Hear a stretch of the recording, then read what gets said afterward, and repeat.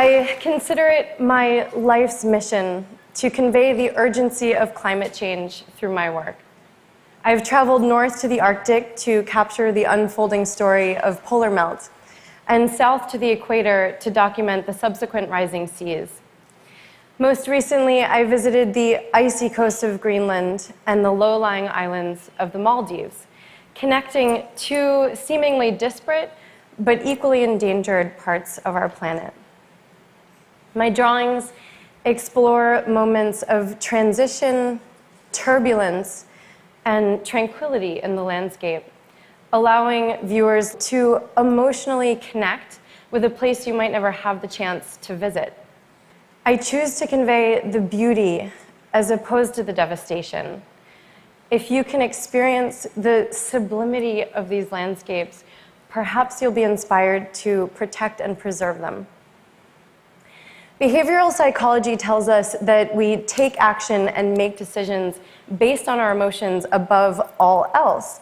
And studies have shown that art impacts our emotions more effectively than a scary news report. Experts predict ice-free Arctic summers as early as 2020, and sea levels are likely to rise between 2 and 10 feet by century's end. I have dedicated my career to illuminating these projections with an accessible medium, one that moves us in a way that statistics may not. My process begins with traveling to the places at the forefront of climate change. On site, I take thousands of photographs, and back in the studio, I work from both my memory of the experience and the photographs to create very large-scale compositions, sometimes over 10 feet wide. I draw with soft pastel, which is dry, like charcoal, but colors. I consider my work drawings, but others call them painting. I cringe, though, when I'm referred to as a finger painter. But I don't use any tools, and I have always used my fingers and palms to manipulate the pigment on the paper. Drawing is a form of meditation for me. It quiets my mind. I don't perceive what I'm drawing as ice or water. Instead, the image is stripped down to its most basic form of color and shape. Once the piece is complete, I can finally experience the composition as a whole, as an iceberg floating through glassy water or a wave cresting with foam. On average, a piece this size takes me about, as you can see, 10 seconds.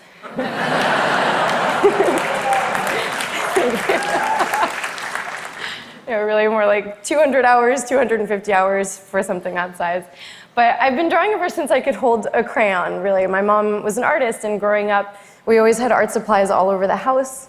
My mother's love of photography propelled her to the most remote regions of the earth, and my family and I were fortunate enough to join and support her on these adventures. We rode camels in northern Africa and mushing on dog sleds near the North Pole. In August of 2012, I led my first expedition, taking a group of artists and scholars up the northwest coast of Greenland. My mother was originally supposed to lead this trip. She and I were in the early stages of planning, as we had intended to go together, when she fell victim to a brain tumor. The cancer quickly took over her body and mind, and she passed away 6 months later. During the months of her illness, though, her dedication to the expedition never wavered, and I made a promise to carry out her final journey. My mother's passion for the Arctic echoed through my experience in Greenland, and I felt the power and the fragility of the landscape. The sheer size of the icebergs is humbling. The ice fields are alive with movement and sound in a way that I never expected. I expanded the scale of my compositions to give you that same sense of awe that I experienced. Yet while the grandeur of the ice is evident, so too is its vulnerability. From our boat, I could see the ice sweating under the unseasonably warm sun. We had a chance to visit many of the Inuit communities in Greenland that now face huge challenges. The locals spoke to me of vast areas of sea ice that are no longer freezing over as they once did, and without ice, their hunting and harvesting grounds are severely diminished, threatening their way of life and survival. The melting glaciers in Greenland are one of the largest contributing factors to rising sea levels, which have already begun to drown some of our world's lowest-lying islands. 1 year after my trip to Greenland, I visited the Maldives, the lowest and flattest country in the entire world. While I was there, I collected images and inspiration for a new body of work, drawings of waves lapping on the coast of a nation that could be entirely underwater within this century. Devastating events happen every day on scales both global and personal. When I was in Greenland, I scattered my mother's ashes amidst the melting ice. Now she remains a part of the landscape she loved so much, even as it too passes and takes on new form. Among the many gifts my mother gave me was the ability to focus on the positive rather than the negative.